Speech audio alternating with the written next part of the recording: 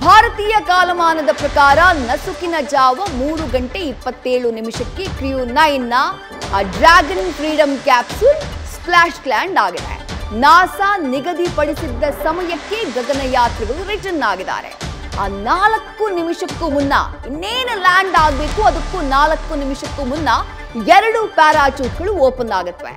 ಅದಾದ ನಂತರ ಇನ್ನೇನು 2 ನಿಮಿಷ ಇದೆ ಅಂದಾಗ ಮತ್ತೆ 4 ಪ್ಯಾರಾಚೂಟ್ಗಳು ಓಪನ್ ಆದವು.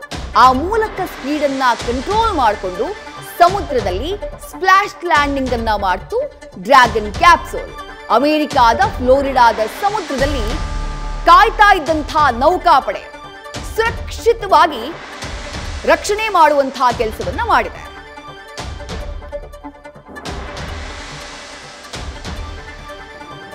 ಮತ್ತಷ್ಟು ಡೀಟೇಲ್ಸ್ ನಮ್ಮ ಪ್ರತಿನಿಧಿ ಜಗದೀಶ್ ನೀಡ್ತಾ ಹೋಗ್ತಾರೆ. ಜಗದೀಶ್, ಆ ಕಂಪ್ಲೀಟ್ ರಣರೋಚಕ ಕಾರ್ಯಾಚರಣೆಯನ್ನ ನಾವೆಲ್ಲರೂ ಕೂಡ ಕಣ್ತುಂಬಿಕೊಂಡ್ವಿ. ಸುನಿತಾ ವಿಲಿಯಮ್ಸ್ ಸೇಫ್ ಆಗಿ ಬರಬೇಕು, ಅವ್ರ ಜೊತೆಗೆ ಬುಚ್ ವಿಲ್ಮೋರ್ ಜೊತೆಗೆ ಮತ್ತಿಬ್ಬರು ಗಗನಯಾತ್ರಿಗಳು ಎಲ್ಲರೂ ಕೂಡ ಸೇಫ್ ಆಗಿ ಬರಲಿ ಅನ್ನೋದು ಎಲ್ಲರ ಆಶಯ ಆಗಿತ್ತು. ಆ ಕಂಪ್ಲೀಟ್ ಕಾರ್ಯಾಚರಣೆ ಸಕ್ಸಸ್ ಆಗಿದೆ.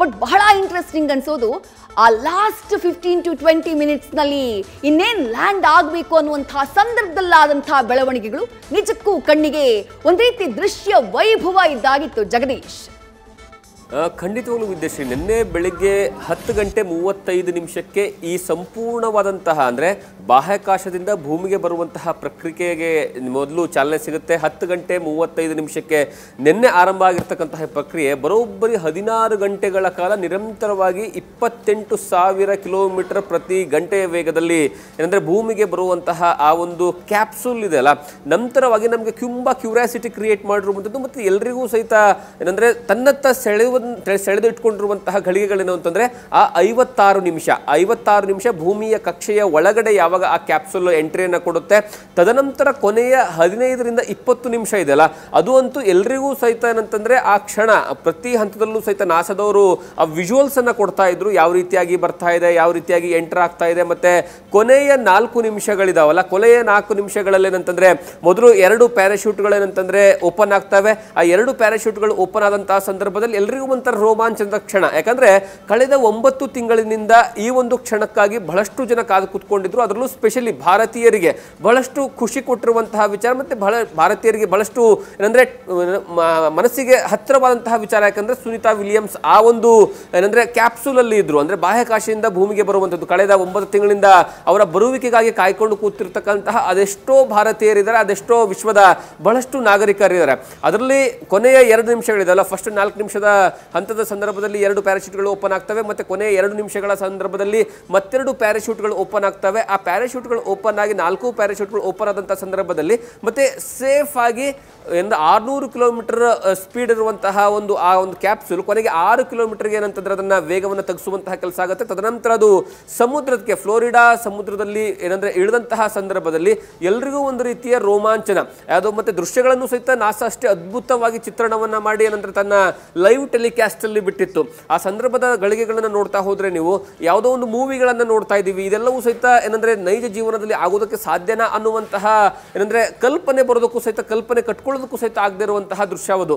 ಅಂತಹ ದೃಶ್ಯ ರೀತಿಯಲ್ಲಿ ಅಂತಂದ್ರೆ ನಾವು ಕಣ್ಮುಂದೆ ಬರುವಂತಹ ಸಂದರ್ಭದಲ್ಲಿ ಆ ಕ್ಯಾಪ್ಸೂಲ್ ನೇರವಾಗಿ ಸಮುದ್ರದ ಮೇಲ್ಗಡೆ ಅಂತಂದ್ರೆ ಎಂಟ್ರಿ ಕೊಡುತ್ತೆ. ಎಂಟ್ರಿ ಕೊಟ್ಟು ಲ್ಯಾಂಡ್ ಆಗುತ್ತೆ, ಸೇಫ್ ಲ್ಯಾಂಡ್ ಆಗುತ್ತೆ. ಸೇಫ್ ಲ್ಯಾಂಡ್ ಆದ ತಕ್ಷಣವೇ ಏಕಕಾಲದಲ್ಲಿ 3 ಬೋಟ್ಗಳಲ್ಲಿ ಏನಂದ್ರೆ ಅಲ್ಲಿರುವಂತಹ ನೌಕಾಪಡೆಯವರು ಬರ್ತಾರೆ. ಬಂದು ಆ ಕ್ಯಾಪ್ಸೂಲ್ಗೆ ಏನಂತಂದ್ರೆ ಕೊಕ್ಕೆಗಳನ್ನು ಹಾಕಿ ಅಂದ್ರೆ ಅದನ್ನ ಕಟ್ಟಿ ಅದನ್ನ ಎಳ್ಕೊಂಡು ಹೋಗುವಂಥದ್ದು ಮಾಡ್ತಾರೆ. ಎಳ್ಕೊಂಡು ಹೋಗಿ ದೊಡ್ಡ ನೌಕೆ ಏನಿದೆ ನೌಕೆಯ ಒಳಗಡೆ ಲಿಫ್ಟ್ ಮಾಡುವಂತಹ ಕೆಲಸ. ಬಹುತೇಕ ಆ ಒಂದು ಕ್ಷಣ ಇದೆಯಲ್ಲ, ಅದು ಸುಮಾರು 3 ರಿಂದ 4 ನಿಮಿಷದ ಕ್ಷಣ. ಅಲ್ಲಿ ಏನಾಗುತ್ತೆ, ಯಾವ ರೀತಿಯಾಗಿ ಅವ್ರನ್ನ ಕರ್ಕೊಂಡು ಹೋಗ್ತಾರೆ, ಯಾವ ರೀತಿಯಾಗಿ ಸೇಫ್ ಲ್ಯಾಂಡ್ ಆಗಿದ್ದಾರೆ, ಒಳಗಡೆ ಇರುವಂತಹ 4 ಜನ ಏನಂದ್ರೆ ಬಾಹ್ಯಾಕಾಶದಲ್ಲಿ ಇರುವಂತಹ ಭೂಮಿಗೆ ಬಂದಿರತಕ್ಕಂತಹ ಆ ವಿಜ್ಞಾನಿಗಳ ಒಳಗಡೆ ಇರುವಂತಹ ಮನಸ್ಥಿತಿ ಮತ್ತೆ ಪರಿಸ್ಥಿತಿ ಎರಡೂ ಸಹಿತ ತುಂಬಾ ಇಂಪಾರ್ಟೆಂಟ್. ಯಾಕಂದ್ರೆ ಮನಸ್ಥಿತಿ ಏನು ಅಂತಂದ್ರೆ ಇಷ್ಟು ತಿಂಗಳುಗಳ ನಂತರ ಬರ್ತಾ ಇರುವಂತದ್ದು, ಮತ್ತೆ ಸೇಫ್ ಆಗಿ ಲ್ಯಾಂಡ್ ಆಗಿರುವಂತಹ ಮನಸ್ಥಿತಿ, ಮತ್ತೆ ಅವರ ದೇಹ ಇಷ್ಟು ದಿವಸಗಳ ಕಾಲ ಬಾಹ್ಯಾಕಾಶಕ್ಕೆ ಏನಂತಂದ್ರೆ ಹೊಂದ್ಕೊಂಡಿರುವಂತದ್ದು, ಏಕಕಾಲಕ್ಕೆ ಏನಂತಂದ್ರೆ ಭೂಮಿಗೆ ಬಂದು ಈ ಭೂಮಿಯ ವಾತಾವರಣಕ್ಕೆ ಸೆಟ್ ಆಗಬೇಕಲ್ಲ, ಅದು ತುಂಬಾ ಇಂಪಾರ್ಟೆಂಟ್.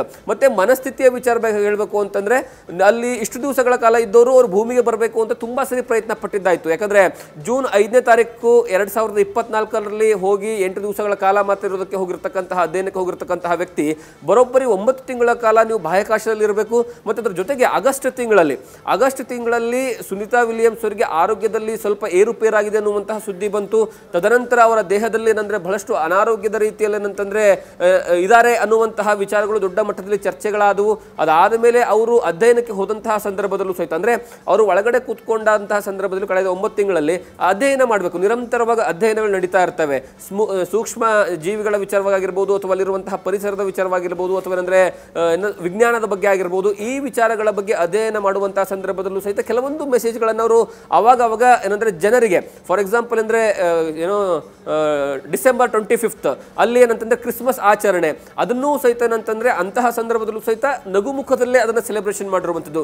ನ್ಯೂ ಇಯರ್ ಸೆಲೆಬ್ರೇಷನ್ ಮಾಡಿ ಅಂದ್ರೆ ನಾವು ಎಲ್ಲವೂ ಸಹಿತ ಸೇಫ್ ಆಗಿದ್ದೀವಿ ಮತ್ತೆ ಎಲ್ಲವೂ ಸಹಿತ ಸರಾಗವಾಗಿ ನಡೀತಿದೆ ಅನ್ನುವಂಥ ಸಂದೇಶ ಭೂಮಿಗೆ ಅವಾಗ ಕೊಡ್ತಾನೆ ಇದ್ರು ಈ ಮೂಲಕವಾಗಿ, ಅಂದ್ರೆ ನಮ್ಮ ಸೆಲೆಬ್ರೇಷನ್ಗಳ ಮಾಡೋ ಮೂಲಕವಾಗಿ. ಆದ್ರೆ ಅಂತಿಮ ಹಂತ ಇದೆಯಲ್ಲ, ಅಂದ್ರೆ ಅಂತಿಮವಾಗಿ ಅವರು ಭೂಮಿಗೆ ಬಂದು 3 ಗಂಟೆ 27 ನಿಮಿಷಕ್ಕೆ ಲ್ಯಾಂಡ್ ಆದಂತಹ ಸಂದರ್ಭದಲ್ಲಿ ಎಲ್ಲರೂ ಸಹಿತ ಒಂದು ರೀತಿಯಲ್ಲಿ ಅಂದ್ರೆ ಮೂಕ ವಿಸ್ಮಿತ.